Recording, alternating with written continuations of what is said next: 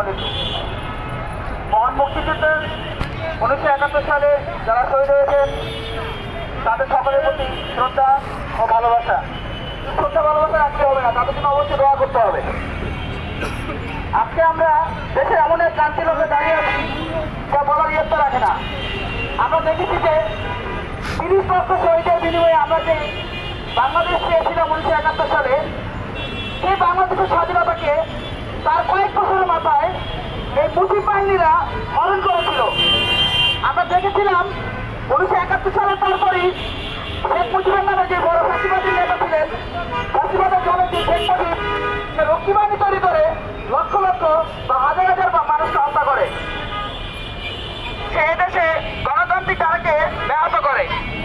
শুধু তাই নয়, শেখ মুজিব এই দেশের মানুষকে যে আশা দেখিয়েছিলেন সে আশা সে বিনষ্ট করেন দিন দিন। আমরা দেখেছিলাম যে শেখ মুজিব 75 সংবিধান সংশোধন করে সবগুলো রাজনৈতিক দলকে রাজনীতি করে তাকে নিষিদ্ধ ঘোষণা করে। একমাত্র বাকশাল সে কায়েম করে, সবগুলো পত্রিকাকে সে নিষিদ্ধ ঘোষণা করে, শুধুমাত্র 4টি পত্রিকা রেখে। শুধু তাই নয়, যারা শেখ মুজিবের অন্যায়ের বিরুদ্ধে কথা বলেছিল শেখ মুজিব তাদেরকে রক্ষী বাহিনী তারা হত্যা করেছিল। হাজার হাজার আমার ভাই বোনদেরকে তারা হত্যা করেছিল। আজকেও সেই 71-এর মতো সেই কণ্ঠস্বর, সেই ফাঁসিবাদীদের কণ্ঠস্বর আমরা দেখতে পাচ্ছি। এই ফাঁসিবাদীদের হাতকে আজকে আমাদের ঘুরিয়ে দিতে হবে। 71-এর পরে যেরকম ফাঁসিবাদীরা বাংলার মানুষের কণ্ঠ চেপে দেওয়ার জন্য মুজিবের নেতৃত্বে নেমেছিল, আজকে 24-এ সেই মুজিবেরই কন্যা, ফাঁসিবাদের জনক মুজিবের কন্যা খুনি শেখ হাসিনার নেতৃত্বে আবার খুনির আশেপাশে মাথা চারা দিয়ে উঠছে। প্রিয় ভাইরা, আমরা দেখেছি 71-এর মহান যে মুক্তিযুদ্ধ সেটা মুজিবের নেতৃত্বে, শেখ মুজিবের মতো ফাঁসিবাদের নেতৃত্বে 72 থেকে 75 সালের মধ্যে সেই মুক্তিযুদ্ধকে ধূলিসাৎ করা হয়েছে, মুক্তিযোদ্ধাদেরকে অপমান করা হয়েছে।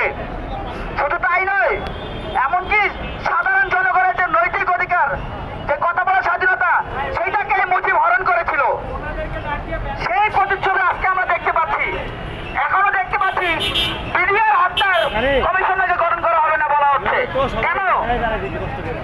আমার ভাইদেরকে হত্যা করা হলো, ফ্যাসিবাদের জনক শেখ হাসিনা ভারতের ইন্ধনে যে হত্যা করলো বিডিআর সেনাবাহিনীদেরকে, আর সেই হত্যার কেন বিচার হবে না? এটা তো সেই মুজিববাদের ফ্যাসিবাদের মতোই। সুতরাং আমরা বলতে চাই, আমরা মাঠ ছাড়ছি না। যেহেতু আমরা ইতিহাস জানি যে 71 যেরকম আমাদের মুক্তিযুদ্ধকে হরণ করা হয়েছে, 36শে জুলাই যে গণ অভ্যুত্থান, এই অভ্যুত্থানকে হরণ করার জন্য এক ধরনের আমলারা, এক ধরনের সরকারি কর্মকর্তারা এবং কিছু আইন শৃঙ্খলাবাহী ব্যক্তিরা তারা এই 36শে জুলাই অভ্যুত্থানকে ব্যাহত করার জন্য নানান ধরনের ষড়যন্ত্রে তারা লিপ্ত আছে। এই ষড়যন্ত্রের ব্যাপারে আমাদের ঐক্যবদ্ধ থাকে, তাদের কালো হাতকে ভেঙে দিতে হবে। শুধু এটাই বলবো যে আসুন আমরা ঐক্যবদ্ধ থাকি। কার কত বড় দল, কার কত ক্ষমতা, কার কত কিচ্ছু আমাদের সামনে টিকবে না যদি আমরা ঐক্যবদ্ধ থাকি।